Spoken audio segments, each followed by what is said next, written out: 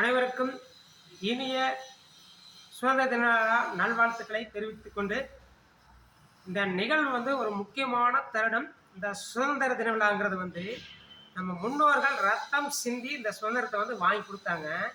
நம்ம என்ன பண்ணுறோம்னா, இன்னைக்கு சுதந்திரமாக தெரிஞ்சு பல இன்னல்களில் மாட்டி நம்மளுடைய ஒழுக்கம் சீர்கெட்டு போய் கிடக்காங்கிறது முன்பு காணொலியில் நான் சொல்லிட்டேன். ஆனால் அதை விரிவாக்கமாக சொல்ல முடியாத சூழ்நிலையினால இந்த காணொலியில் முக்கியமாக நீங்கள் கேளுங்க.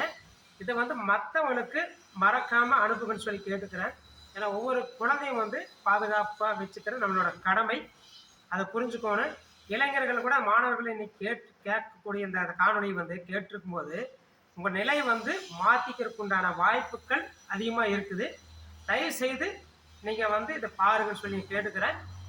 என்ன சொல்லேன்னா, அரசு பள்ளியில் படிக்கிறவங்க நிறைய குழந்தைகள் பார்க்க போனால் திருமணத்திற்கு பின்பு நடக்க வேண்டிய நிகழ்வுகள் திருமணத்திற்கு முன்னாடியே படிக்கிற காலகட்டத்தில் தவறான விஷயங்கள் நடந்து ஹாஸ்பிட்டல் வரைக்கும் நிறைய ஸ்டூடெண்ட் போயிட்டு இருக்கிறாங்க. ரொம்ப வெட்கப்பட வேண்டிய வேதனைப்பட வேண்டிய விஷயம். இந்த அனைவரும் தயவு செய்து புரிஞ்சுக்காங்க. ரொம்ப கேவலமாக இருக்குது. ஒரு 4 வயசு 5 வயசு குழந்தைங்களை பாலியல் தொந்தரவு பண்ணுறாங்க. இது எதனால் அப்படிங்கிறது ஒவ்வொருத்தரும் நாம் சிந்திக்கணும். ஒழுக்கம் சீர்கெட்டு போனதுனால தான் இந்த நிகழ்வுகள் நடக்குது. அதை புரிஞ்சு இந்த சுதந்திர தின விழாவை நம்ம என்னவா எடுத்துக்கணும்னா, ஒழுக்கத்துக்கு முக்கியத்துவம் கொடுங்க. இப்போ உப்பில்லா பண்டம் குப்பைன்னு சொல்கிறோம். ஒழுக்கமில்லா படிப்பு உருப்படி அல்ல. அதையும் நம்ம ஒவ்வொருத்தரும் நம்ம புரிஞ்சுக்கணும். இந்த காலகட்டத்தில் பார்த்தீங்கன்னா 90% பேர் கிட்டத்தட்ட நம்ம ஒழுக்கம் கெட்டு போயாச்சு. மீதி இருக்கிற அந்த 10% காப்பாற்றோம்னா ஒவ்வொருத்தரும் ஒரு மாற்றத்தை கொண்டு வரணும். தன்னைத்தானே மாற்றிக்கணும்.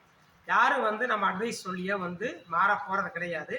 அதே புரிஞ்சு இந்த மாணவர்களுக்கு அத்தனை பெற்றோரோட கவனம் எடுத்துக்காங்க. அவங்க எந்த வழியில் போயிட்டு இருக்கிறாங்கிறத நீங்கள் தயவு செய்து கவனம் எடுத்துக்காங்க. நான் சொல்லியிருப்பேன், பேரண்ட்ஸ் மீட்டிங் கலந்துக்காங்கன்னு ஏற்கனவே சொல்லியிருக்கிறேன். அதில் கலந்துக்கிட்டாதான் ஆசிரியர்களுக்கும் உங்களுக்கு ஒரு டிஸ்கஷன் நடக்கு.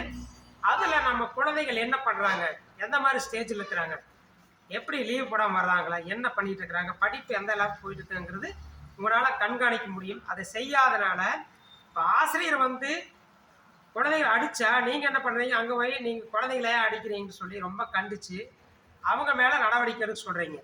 ஆனால் அது மிகப்பெரிய தவறு என்னென்னா, கண்டிச்சா மட்டும்தான் அவங்களுக்கு படிக்க வைக்க முடியும். இதையும் நீங்கள் ஃப்ரீடமாக விடுறதில்ல. பெற்றோர்களும் புரிஞ்சுக்கோன்னு கண்டிக்கிற லெவலுக்கு நீங்கள் தயவுசெய்து ஃப்ரீடமாக விடுங்க ஆசிரியர்களை. அதே போல் ஆசிரியர்களுக்கு ஒரு வேண்டுகோள் சொல்லிக்கிறேன். ஏன்னா கிட்டத்தட்ட 95க்கு மேலே படித்து வந்தவங்க ஆசிரியராக வர்றவங்க பார்த்தீங்கன்னா, இந்த காலகட்டத்தில் படிக்கிற ஆசிரியர்கள் கிட்டத்தட்ட சூழ்நிலையில் கொஞ்சம் ஒரு சிலர், எல்லா ஆசிரியரும் நான் குறை சொல்ல வரல, ஒரு சிலர் கெட்டு போய் கிடக்கிறாங்க. ஏன்னா கிட்டத்தட்ட மாணவர்கள்கிட்டயே தவறாக நடந்துக்கிற இதெல்லாம் நம்ம பார்க்குறோம். இது ஏன் சொல்ல வரேன்னா, அன்னைக்கு 80களில் முன்னாடி பிறந்தவங்களாம் நல்ல கண்டிஷனோட ஓரளவுக்கு ஆசிரியர்கள் நல்லா இருந்தாங்க.